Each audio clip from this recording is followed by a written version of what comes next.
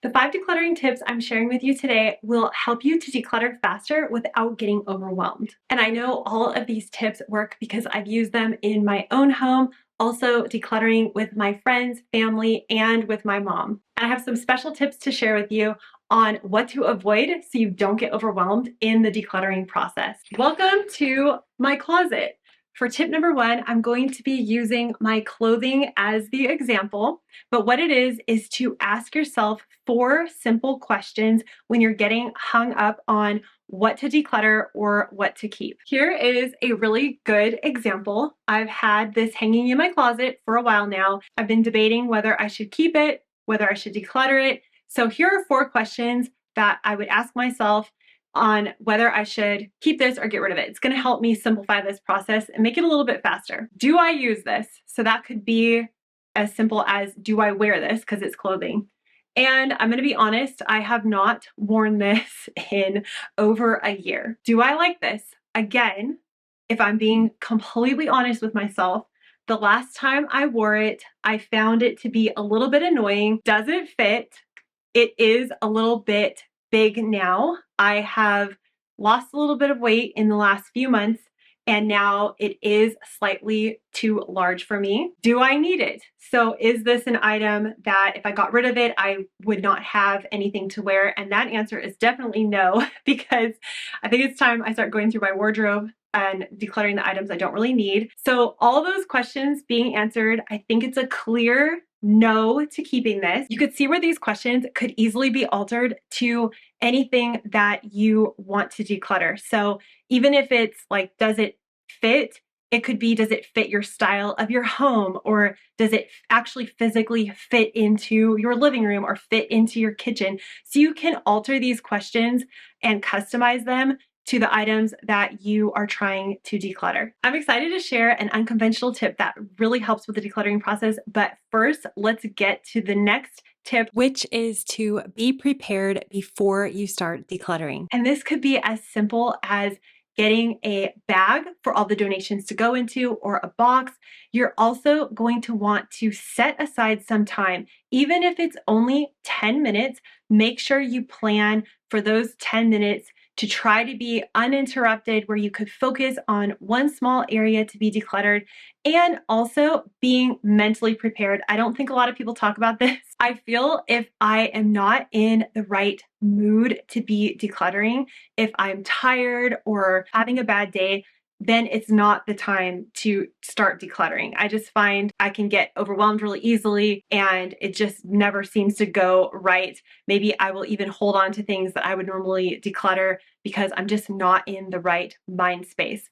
So making sure that you're prepared and you're ready to declutter. I know we're not always 100% mentally ready, but just getting in that headspace of, I can do this. I'm going to spend 10 to 20 minutes chipping away at one small area, and just getting mentally prepared can help so much to not be overwhelmed and to declutter faster. In just those 2 minutes, I found these 3 items. Ready for the unconventional tip that's going to give you more space faster? That is to declutter large items first. This could be furniture, big bulky jackets, large kids' toys. I think a lot of us get stuck under the impression that we have to get rid of all the little things first and then work up to the bigger things.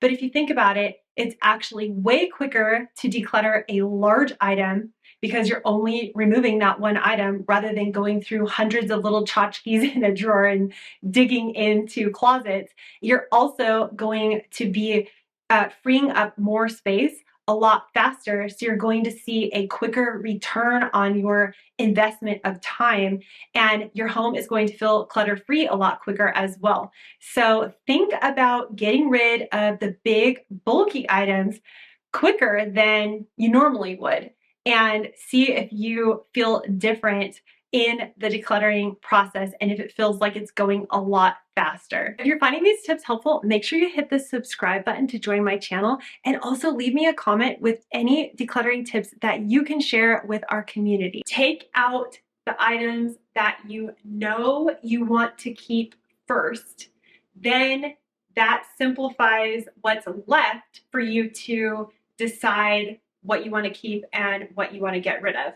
And then you can go through the questions that we talked about earlier only on those items that are left in the area that you're decluttering. Here's our all-purpose drawer in the kitchen. I would start by saying, okay, I know I want to keep the measuring tape because we use this all the time. I know we want to keep the speaker because we use that all the time. I want to keep the tape dispenser because I know we use that. I've already got those out of the way. Now I'm going to pull out the things that I'm unsure of and try to make a decision. Then I would just continue on in that manner.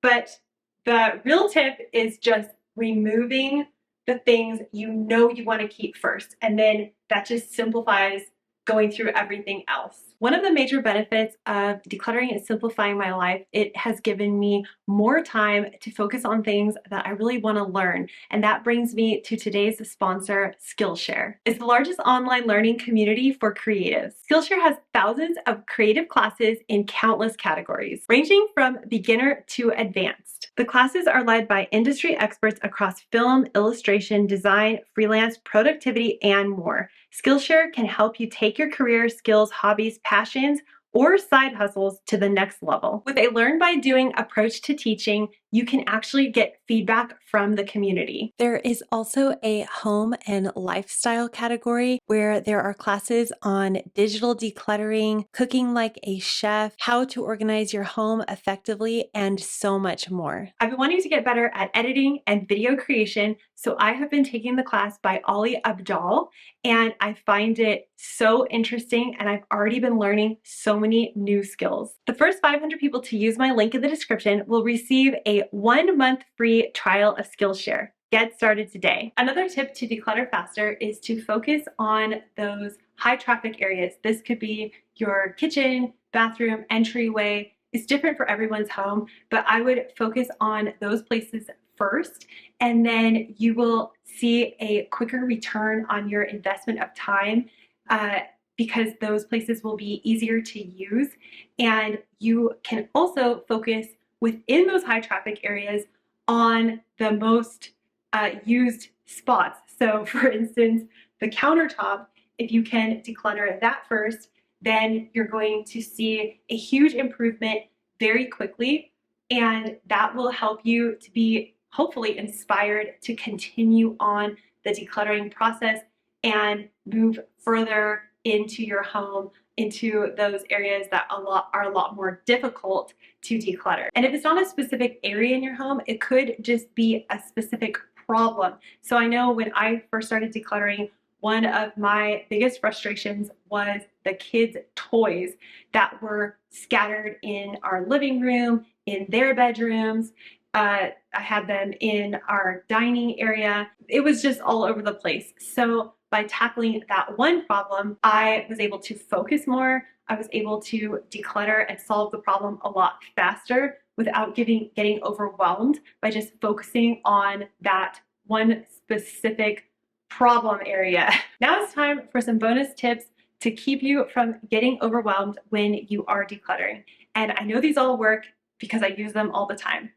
Number one is when you're decluttering, if you come across an item where you are just getting hung up on it, maybe it's sentimental, or you just don't know if you want to keep it or if it might mean something to somebody else, what I say is just set that back down, put it back right where you took it from, back in the drawer, and move on to something else, because it can really slow you down if you get hung up on that one thing, and then it can use up all your time, and then you haven't done any decluttering. So I just put it right back where it was, and I move on to something else. Next is don't go too big too fast. When I first started decluttering, I got so excited about the decluttering process, and I was just really excited. I started pulling everything out. The kitchen, the toys. My mom and I were just discussing this, how ridiculous it was that I just pulled everything out. And then I became overwhelmed, and I had piles everywhere, and I didn't even know where to start and what to do with the piles. They were already out. So my house looked like a disaster for a few weeks. I realized it's better to go a little bit slower, focusing on one specific area, chipping away at that until you've, mastered and decluttered that one spot, and then move on to another area, rather than the whole pull everything out system that can be extremely overwhelming. Next is to start with the visible clutter before you start digging really deep. So I think it can be exciting to think, oh, I'm gonna declutter the garage and just start, digging into all those bins, or, digging into the closets and all of that. But it's actually a lot easier and less overwhelming to start with the clutter that you see in your home. So start with the dining room table, or start with a shelf where everything is visible, and declutter those areas first. That will strengthen your decluttering muscle and you'll get used to decluttering, but also it gives you a bigger impact a lot faster, where you will now see empty space. You'll feel like you're making a lot of improvements really quick, and it will hopefully inspire you to keep on the process. And it's a lot less overwhelming because you're not digging out tons of stuff. You're just dealing with the things that are already there in your line of sight. And my final tip is a really important one, which is to let go of guilt. We can feel really guilty about decluttering things that we spent money on or someone gave us.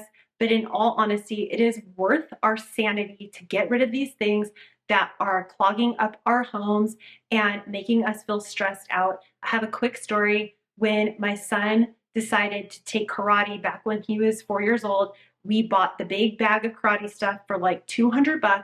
And then a few months later, he decided he no longer wanted to do karate. So I put the bag of stuff up in our garage. And then for months, I would look at that bag and I would get really upset that we wasted so much money. And finally, I realized that it was not worth my sanity to keep that bag of stuff, because every time I looked at it, I felt super guilty that I had wasted that money when it was really no one's fault. So I finally decluttered that bag of karate stuff to a kid in the karate program, and I felt so much better. I was not reminded of the money I had wasted every time I looked at it anymore. Totally worth my sanity to declutter that and let it go and not feel guilt for those items that you spend money on and they just don't end up working out. In case you're new to decluttering, or you want to dig a little bit deeper and need some motivation, I have a decluttering ebook that I will link all the information down below in the description box, but it goes into how to declutter and gives you printouts on decluttering ideas and what could be decluttered in what part of your home. So if you're interested in that, all the information will be in the description box. I hope these tips were helpful. If you're new here, hit the subscribe button and you can click right here to see 10 things I quit doing to simplify my life. I'll see you in the next video. Bye.